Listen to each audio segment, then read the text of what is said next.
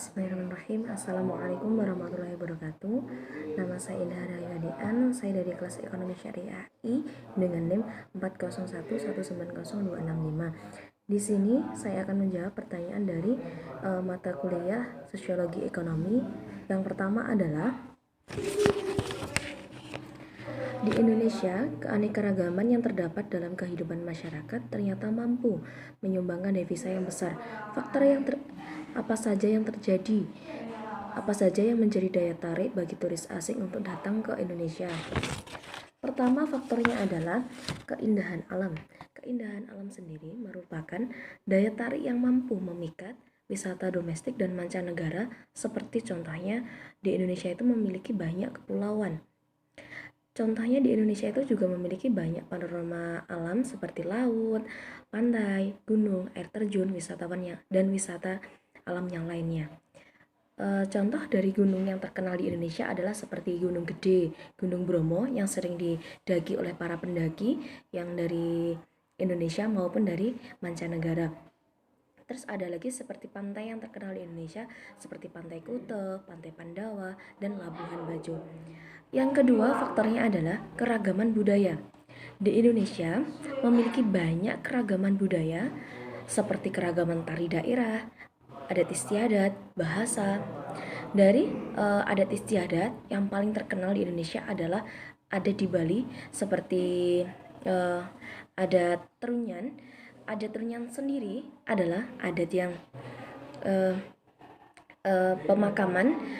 pemakaman jenazah, tetapi tidak dikubur ataupun dibakar, tapi dibiarkan di suatu tempat dan dibusukkan, diambil nanti tengkoraknya dibawa pulang ke rumah.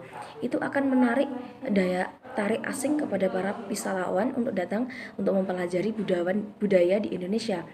Yang ketiga adalah faktornya tarif yang cukup murah. Biaya hidup di Indonesia itu biaya hidupnya sangat-sangat murah karena mereka para turis asing berpikiran di Indonesia sendiri kan dengan mata uang rupiah dan mereka dengan menggunakan mata uang dolar dan lainnya. Di sini dia membelikan $1 aja dirupiahkan 24.000, berarti dia bisa membelikan sesuatu hal yang bermanfaat di Indonesia. Dan mereka sangat nyaman di Indonesia karena apa?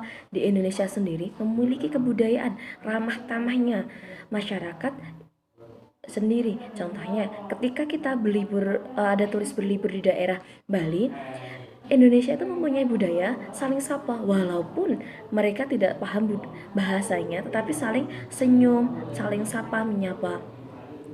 Soal yang kedua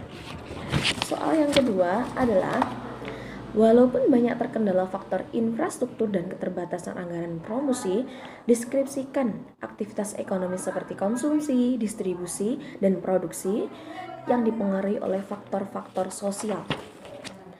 Faktor sosial terjadi karena interaksi antara satu manusia dengan manusia yang lain.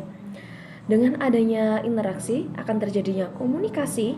Komunikasi sendiri itu dapat terjadi karena adanya saling timbal balik antara satu orang dengan orang yang lainnya.